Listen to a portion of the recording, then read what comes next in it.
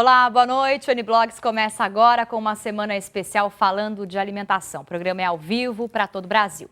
E o ovo é alvo de polêmicas quando o assunto é saúde. Mas um estudo feito nos Estados Unidos revelou que os ovos estão mais nutritivos do que há 10 anos. Isso porque a alimentação das galinhas foi modificada. Neste restaurante, o acompanhamento mais pedido pelos clientes é a farofa de ovos. Vai bem com o quê? Com picanha. O chefe ensina o segredo. Bata 4 ovos e coloque uma pitada de sal. Numa panela de ferro, esquente um pouco de azeite. Despeje um punhado de cebolinha verde e cebola bem picadinhas. E acrescente os ovos. Tá bem douradinho, né? Por último, é só ir acrescentando a farinha de mandioca. Em menos de 10 minutos, está pronto. Uma porção dá para 2 pessoas. É o ovo que deixa realmente ali o sabor ideal que essa farofa tem. O ovo sempre foi considerado um vilão para o coração por causa do colesterol. Mas uma pesquisa feita recentemente pelos americanos revelou que ele faz bem à saúde. Cientistas descobriram que o ovo de hoje tem 13% menos colesterol que o ovo de 10 anos atrás e 64% mais vitamina D, que protege os ossos. Motivo dessa transformação é a mudança na alimentação das galinhas. Este nutricionista diz que sempre recomenda que os seus pacientes comam ovos, mas segundo ele, a quantidade ideal é de no máximo 1 por dia. Claro, do ovo é uma boa fonte de proteína de alto valor biológico. Na gema tem o colesterol, que é o grande vilão, mas a gente até precisa de colesterol, não pode ter muito colesterol. Tem vitamina E, que é antioxidante, tem um pouco de vitamina A, então faz bem. Para conversar sobre alimentação saudável e acabar de vez com as dúvidas sobre certos alimentos, como o ovo que você viu aí, eu converso com a nutricionista Maria Cecília Corsi. Ela que vai estar com a gente a semana toda neste especial alimentação.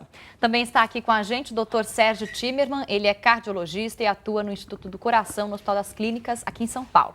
Para completar o time, André Foracheri, nosso blogueiro convidado de hoje. Obrigada a todos, bem-vindos ao N-Blogs. Eu começo justamente falando dessa reportagem que a gente viu sobre os ovos. O médico disse lá não mais de 1 por dia, mas essa é a quantidade ideal, Maria Cecília? Olha, eu recomendo pelo menos de 3 a 4 vezes na semana. Todos os dias não, porque aí tem outras coisas que você vai comer na sua alimentação que eu acho que compõem uma quantidade boa de proteínas, então não tem necessidade mais do que 3 a 4 vezes na semana. Agora, doutor, falando em questão de saúde, como que você orienta, se você orienta os seus pacientes a preparar frito, cozido, como que é melhor o ovo? O ovo já foi muito vilão, né? Você que cuida do coração pode falar melhor sobre isso. A orientação vem da nutricionista. Nós simplesmente falamos para eles que eles podem comer ovo nas quantidades que são necessárias e que as nossas nutricionistas é que vão avaliar essa necessidade. De preferência que eles não sejam fritos, e dar preferência a eles cozidos ou de outra pochê ou de outros tipos de... Foi o que eu falei, olha, o ovo tem andado em má companhia, então ovo com bacon, né, ovo com muita manteiga. Isso, mas é uma cultura muito americanizada, né? Exato. O brasileiro vem comendo alguma coisa, coisas parecidas com os americanos, no café da manhã, né? Naqueles pegar buffets. Esses hábitos ruins não te ajuda em nada, então... Né, se for pegar alguma coisa, que pegue, né, hábitos mais saudáveis, por Não favor. importar as coisas ruins, né? Exatamente. Agora, André, a gente estava falando durante a reportagem sobre aquelas gemadas famosas, né, que as mães faziam. Eu tomei gemada, você tomou? Chocolate, vinho do Porto e tal. Quando eu era moleque, eu era muito magro, durante 1 ano e meio, todo dia eu tinha que tomar uma gema de ovo com uma gotinha de limão, assim, ó, chupava assim. Nossa, Meu pai é médico. Então, ele que recomendou. E isso ainda é indicado, a gemada para as crianças? Isso ainda é indicado no século XXI? Ovo cru nunca. Nunca? Ovo cru, jamais. Exatamente. Jamais. Nós temos bactérias, nós temos uma série de impurezas que podem estar vindo junto com ele, não. Mas a gemada, além de tudo, ela vem com uma série de outros aditivos que não são interessantes e que acabam aumentando o peso, piorando o colesterol, açúcar. Exatamente. O açúcar, o álcool em excesso, o chocolate, etc. Quer dizer, o ovo durante um tempão foi um vilão, mas hoje dá para dizer que ele é um alimento nutritivo, pode ser incluído na dieta. Muito. Na alimentação das crianças eu acho muito importante. Agora, saber preparar, né, para que seja... que esta receita, que essa preparação seja bem-vinda, né? Porque tem muita gente que não gosta de ovo porque, na verdade, a preparação não é bacana, não é legal. Agora, se você faz uma omelete com ervilhas, com bastante salsa, tomates, ervas, né? Você pode colocar o queijo branco, então você tem uma omelete alta, gostosa, e que você pode à noite com uma salada, legal, você vai jantar isso. E é uma refeição completa. É uma refeição, é uma coisa prática. Agora, olha, se você é daqueles que não vive sem um cafezinho ou um chá, é bom tomar alguns cuidados. As duas bebidas são cheias de cafeína, um risco para quem é hipertenso ou tem problemas de estômago. O café e o chá ocupam lugares de destaque na mesa do brasileiro. Ambos são uma ótima opção na hora do bate-papo ou para completar uma refeição. E o cafezinho parece estar na lista das paixões nacionais. Um consumo regular de café, ele previne o aumento da glicemia no sangue, ou seja, a presença do diabetes, que é um importante fator de risco para a doença do coração. E não é só isso. Outros trabalhos já estão sendo publicados da melhora do café nas doenças de Parkinson, depressão, Alzheimer, porque a presença da cafeína seria um estimulante e melhoraria os sintomas dessas doenças. O preparo do cafezinho também faz diferença, e não só no sabor. Os grãos têm gorduras que podem aumentar o nível do colesterol. Por isso, é mais saudável usar coador de pano ou filtro de papel, que retém o excesso de gordura. O café expresso, por exemplo, ele já tem uma quantidade um pouquinho maior da presença dessas substâncias. Todo cuidado é pouco por causa da cafeína. Ela pode aumentar os batimentos cardíacos e não é indicada para hipertensos.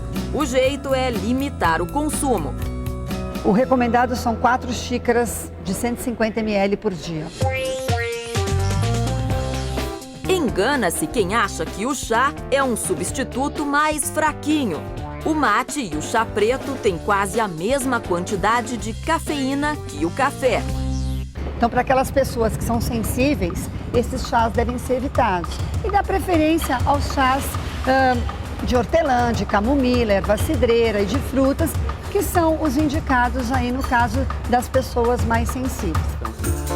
A boa notícia é que tanto o café quanto o chá não engordam. Quem faz dieta tem ainda a opção de usar adoçante. Pronto, agora que você já conhece mais sobre o chá e o café, pode saborear à vontade. O doutor Sérgio Timerman, que é cardiologista, está com a gente aqui no programa, pode falar um pouquinho mais sobre o perigo do café para quem é hipertenso, né, doutor? Exato. O café, ele aumenta, em grande quantidade, ele pode aumentar a pressão, mas hoje ele deixou de ser realmente um vilão quando bem preparado.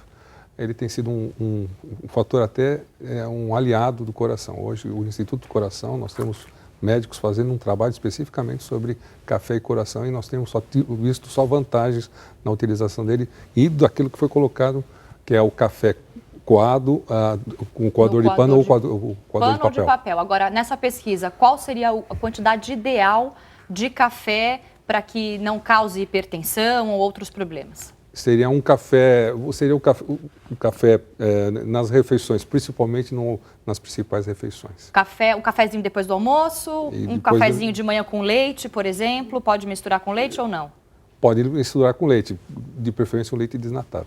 E isso varia de pessoa para pessoa, o tamanho da pessoa, se ela gosta muito de café, 2, 3 cafezinhos por dia, pode tomar? Depende do que se ela é uma pessoa hipertensa, se ela tiver com problemas de insônia, a quantidade que você vai trabalhando em cima desses pacientes. Deixa eu fazer uma pergunta. Agora, o que faz mal a questão é o café ou a cafeína? Porque de repente a pessoa não toma café, mas toma 5 latinhas de energético por dia, mais 2 Coca Zero. Sem e dúvida, aí você tem... A cafeína ela é muito prejudicial, aumenta, não só ela pode dar arritmia, como pode dar aumento da pressão arterial. Então se a pessoa costuma tomar um refrigerante com cafeína ou um energético, ela teria que cortar o café. Isso tem que ter uma conta aí de alguma maneira. Como é que faz isso? Você tem um limite do número de cafeína que você vai tomar por dia.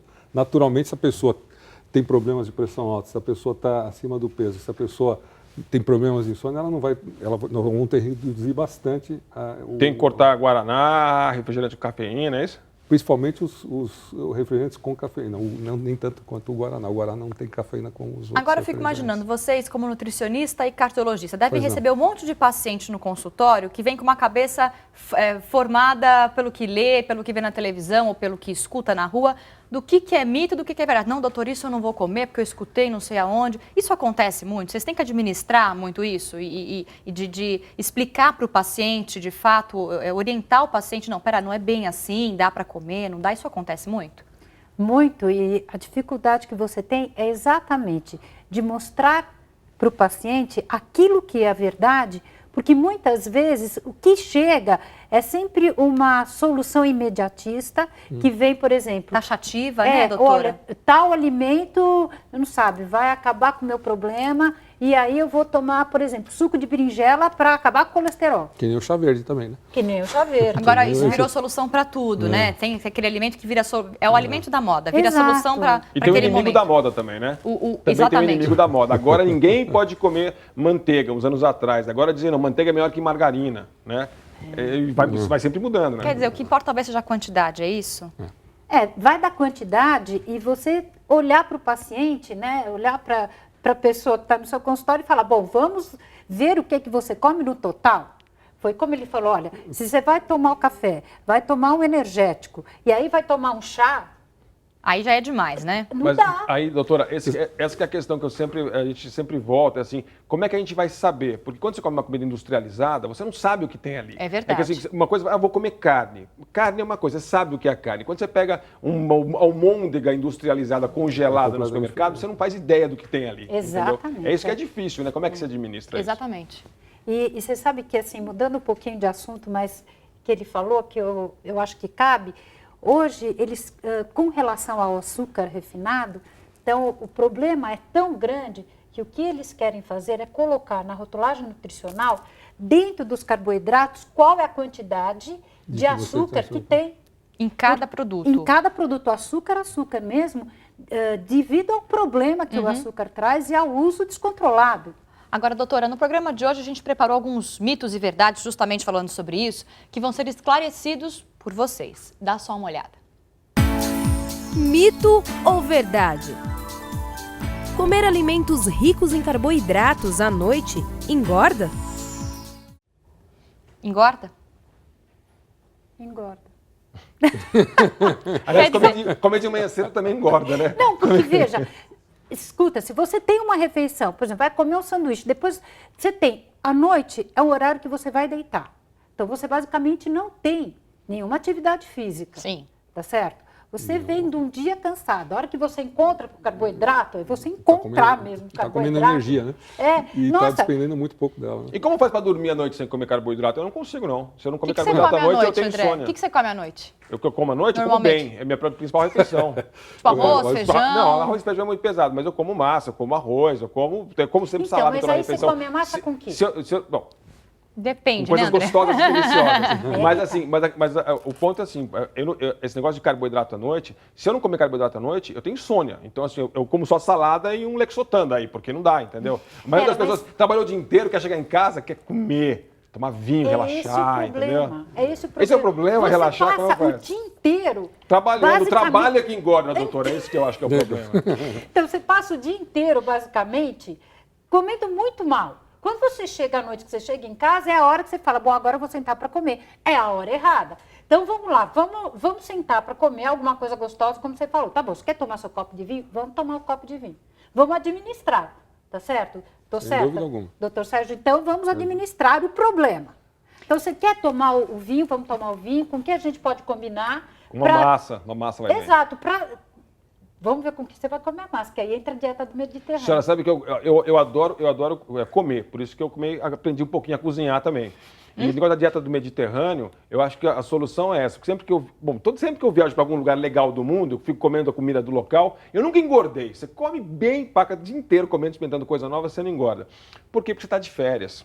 Entendeu? E aí você chega lá nos lugares, e quando você chega na Itália, no Mediterrâneo e tal, as pessoas têm uma vida tão agradável, tranquila, sem menos estresse, mais segurança no trabalho, mais segurança em termos de segurança. É tudo. Mas o que ela então colocou, a pessoa não tem amolação e consegue comer em casa muito mais e consegue comer alimentos que elas sabem o que é e geralmente da região. Da onde veio, então, doutor? Isso faz uma diferença grande. Ser saudável não é uma só questão. Nós temos que pensar na dieta, nós temos que pensar no nosso dia a dia. Você vai almoçar no quilinho, como é que você vai ser saudável almoçando no quilinho? Aquele mundo de comida gostosa lá, é difícil fazer um pratinho Agora, pequeno. olha, André, voltando só um pouquinho, veja.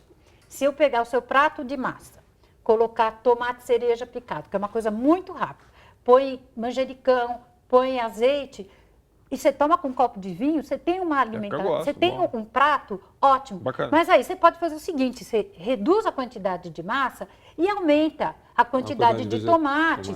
Tá certo? Ou uma saladinha verde, põe uma acompanhando. Saladinha, ou até você põe, por exemplo, uma rúcula nesse prato. Então, a quantidade que eu tenho de massa é menor. Nessa semana especial alimentação, conversando com o cardiologista, nutricionista e nosso blogueiro convidado André Foracheri. Antes do bate-papo continuar, o André tem os destaques do blog dele no portal R7. André, o que a gente tem lá hoje? Fabiana, é o seguinte, já que estamos falando de comida e de vilões da alimentação, eu resolvi eleger meu vilão número 1, meu arqui-inimigo, que são essas lanchonetes, tipo McDonald's, que fazem campanha na televisão com os brinquedinhos fantásticos, com coleções de brinquedinhos que, se os nossos filhos forem lá e comer um McLanche feliz, eles ganham os brinquedinhos, entendeu? Isso é uma lavagem cerebral na criançada que vai ser absolutamente proibida, de serviço, tá certo? A uma geração inteira. Nos Estados Unidos tem um problema de obesidade gigantesco. No tá Brasil certo? também vem no crescendo. Brasil tá, e só vai piorar, tá certo? Isso é uma coisa que tem que mudar, a lei tem que mudar. Não pode ter anúncio, desculpa, no meio do desenho animado, de manhã, tá certo? Falando, vá ao McDonald's, que você fazer a coleção dos 12 brinquedinhos, entendeu? Então o cara tem que ir 12 vezes no McDonald's naquele mês para conseguir sua coleção completa. Eu não tenho nada contra o hambúrguer, eu tenho um filho de 7 anos, ele come hambúrguer feito de carne, tá certo? E você não faz tem em casa brinquedinho hambúrguer? de vez em quando. A gente faz em casa, a gente come em lugares também que a gente sabe como é que é feito, tá Claro. certo? Então, assim, esse tipo de coisa. O que eu acho que é o problema da comida é que você não sabe do que é feita. Esses é o fast embutido. foods muito não, processados. E não só na rua, mas também no supermercado. Tem um monte de coisa congelada e mesmo pão, aquele pãozinho bonitinho que parece que tem não sei quantos grãos. Tal. Se você lê o que tem ali de gordura, de açúcar, etc., que ninguém tem tempo de ficar lendo. É até difícil entender o que significa tantas gramas disso, tantas gramas daquilo. Então, o que eu acho que é difícil do negócio é isso. Meu arqui-inimigo é a falta de informação. E no caso dessas lanchonetes como o McDonald's, a falta de informação é o argumento que eles usam para vender. Aí, ó, o protesto do André Foracheri falando de comida e de como se alimentam mal as crianças no Brasil e também em outros países do mundo. Se você quiser mais dicas, entre no blog dele no portal R7, leia os textos. Agora, se você é hipertenso, muita atenção na hora de ir às compras, como o André mesmo falava aí. Alguns alimentos podem ter uma variação de até 14 vezes na quantidade de sal de uma marca para outra. Para uma alimentação saudável, é preciso comparar não só os preços nas prateleiras, mas também a tabela nutricional dos produtos. Os olhos de Gabriel até brilham quando ele chega na seção de salgadinhos no supermercado. E a mãe nem liga para a enorme quantidade de sal que os dois vão comer quando chegarem em casa. Fazer o quê? É muito bom? É gostoso, mas faz mal. Para cuidar do que se está comendo, é só olhar atrás das embalagens. Por exigência do Ministério da Saúde, todos os alimentos têm estampadas a quantidade de sódio e a porcentagem da necessidade diária. Só que pouca gente se preocupa com isso. Não presta atenção, nunca prestei. Esse sal a mais vai reter mais líquido, que vai sobrecarregar o coração e os rins. Outro bom motivo para prestar atenção aos rótulos é uma pesquisa divulgada pela Agência Nacional de Vigilância Sanitária sobre os nutrientes que, consumidos em excesso, podem fazer mal. Os dados mostram que a quantidade varia muito de marca para marca. Em alguns casos, um alimento pode ter 14 vezes mais sódio que o mesmo produto de outro fabricante. Existem nos alimentos que foram apresentados nessa pesquisa grandes contribuidores para as doenças não transmissíveis. Tem diabetes, tem hipertensão. Nós estamos informando que existem possibilidades de você reduzir o risco consumindo alimentos industrializados também. Produtos light e diet também devem ser consumidos com cuidado. Este refrigerante de cola, por exemplo, tem 18 miligramas de sódio. E a versão sem açúcar da mesma bebida tem uma quantidade quase 3 vezes maior do sal. Atenção também para os caldos de carne e temperos de macarrão instantâneo, que ultrapassam e muito a dose diária recomendada. E não adianta fazer como Silvia, que leu os rótulos há muito tempo, mas não aprendeu a lição. Isso daqui tem muito sal? Tem, isso aqui tem. E é gostoso isso aqui, viu? Tem sal, faz mal para a pressão, mas é gostoso. Parece que o sódio é um problema sério, né, doutor? Não só para quem tem problemas do coração, mas no geral, para a saúde em geral, né? Esses alimentos que a gente viu aí na reportagem, né? A gente não olha na embalagem para saber o que tem, como o André citou, né? É o que nós estávamos conversando aqui antes. O produto industrializado, ele já tem o seu sal natural e ainda mais ele vem adicionado quando ele é feito para ficar durando o tempo que ele dura dentro das prateleiras. Então, para o paciente que tem problemas no coração, o sal é um problema muito sério e que tem que ser muito bem trabalhado. Mas o sal, ele é um vilão em todos os sentidos para outros problemas no nosso organismo. E o sal também mascara o sabor do alimento, né? Às vezes você dá para a criança o sal desde muito cedo, uma quantidade maior, acaba perdendo até o paladar. Agora, independente de quem, para pessoas que tenham problemas de coração ou não, quem tem histórico na família ou é jovem, que tipo de alimentos deve se evitar ou comer em quantidade moderada para evitar no futuro problemas de hipertensão ou até problemas do coração? As pessoas que têm problemas, antecedentes familiares e pessoais do coração, eles devem evitar o sal. Devem evitar os alimentos industrializados que vêm com muito sal. As comidas que vêm com gorduras, as gorduras saturadas. E é importante que essas pessoas façam uma alimentação com nenhum outro alimento, tipo carne vermelha, o próprio café que nós estávamos falando, eles são proibidos, mas você deve ter como eu poderia dizer, um substituto. Exatamente, não só um substituto, mais saudável. Mas ter ser moderado durante a semana. O que a nutrição faz, que é muito importante, é fazer um recordatório e reconhecer o que você está se alimentando em excesso do ponto de vista do coração.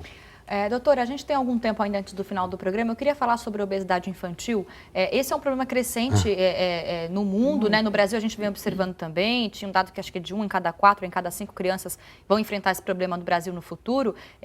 Para quem tem filhos, que tipo de alimentação deve dar para o filho ou o que evitar para o filho? O que evitar é fato, bolachas, bolos industrializados, essa parte de salgadinhos, refrigerantes.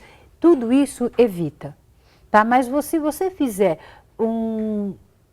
sei lá, em casa, você faz o bolo. Um bolo caseiro. Você sabe que tem ovos, que tem leite, que é uma preparação saudável, ótimo. Se você comprar esse bolo de prateleira, você sabe que tem. Você não sabe quanto tem de ovo, você não sabe quanto tem de açúcar, você sabe que tem conservantes, estabilizantes, essa coisa sódio toda. Também. Tem sódio também incluso, né? O que mais eu vejo dentro do meu consultório é, olha, de que maneira eu posso fazer uma lancheira saudável para que meu filho leve essa lancheira e coma, e não vai roubar o lanche da criança do lado. Ou eles trocam. Eles trocam, o ruim pelo gostoso. É uma coisa. Então, primeiro que essa lancheira tem que ser feita junto com a criança. Tem que preparar junto. Pronto, acabou. Senão a criança não vai querer. Você vai chegar lá, ela abre a lancheira, não tem aquilo que ela quer, ela não vai comer. Então, quando você for fazer a lancheira, primeiro você vai com ela ao supermercado e mostra para ela, olha, vamos lá montar a sua lancheira. O que você quer daqui? Isto pode, se não pode. Então, eu peguei uma pequenininha de 6 anos, que para eu explicar, ela estava com colesterol alto. Falei, com 6 anos? Com 6 anos, eu falei, olha, então nós vamos conversar, vamos sentar. Tem alimentos que fazem o seu coração feliz e tem alimentos que fazem o seu coração triste. Então, vamos ver quais são os alimentos que fazem o seu coração feliz. Aí você coloca todos para ela e fala, olha, vamos selecionar. Quais são? Então, frutas, aí a gente coloca iogurte, sucos e até os pães com queijo magro, tudo bem. Tá ótimo. Então, vamos selecionar o que é que você quer. Ela é uma criança de 6 anos. Então, não adianta eu querer ser mais realista. Preciso saber, dentro daquilo tudo, o que a criança vai aceitar, porque aí fica fácil. Se não começa a mãe brigar com a criança não aceita, a criança chora, a mãe me liga, pronto. Agora, uma coisa que é muito comum entre adolescentes, nosso tempo está acabando, mas a tempo dessa pergunta, é aquele macarrão instantâneo, né? Todo mundo gosta daquilo, aquela sopinha de pacote, tudo isso daí também é uma coisa perigosa, né, para a alimentação. Isso é fatal, né? Essas alimentações ultra rápido, os miojos da vida, não tenho nada contra o nome, mas isso realmente é um assassino em termos de coração e é péssimo para o jovem, para a criança. Quer dizer, o problema é mais aquele tempero que tem sódio, é isso? O macarrão em si pode ser bom ou não? Também não, é dispensável. Pega uma massa normal, faz na sua casa uma massa saudável, passa numa manteiguinha magra ou põe um tomatinho, que tá melhor. Você vê que o cozimento daquela massa é muito rápido. Então você sabe que dentro daquela massa tem gordura, né? Então não é adequado. Bacana. A gente estava falando hoje aqui sobre alimentação saudável, os mitos e verdades dos alimentos. O N-Blogs, infelizmente, vai ficando por aqui, o nosso tempo terminou, mas eu agradeço a participação do cardiologista, Dr. Sérgio Timerman, da nutricionista Maria Cecília, que vai estar com a gente amanhã de novo falando sobre alimentação, e o blogueiro convidado André Forachelli. Obrigada a todos por terem participado do N-Blogs. Amanhã vamos falar dos alimentos que podem ajudar a retardar o envelhecimento. Tem dúvida sobre o assunto? Escreva pra gente no e-mail que aparece na tela ou ainda via Twitter no @NBlogsTV. Obrigada pela companhia e até amanhã. Tchau!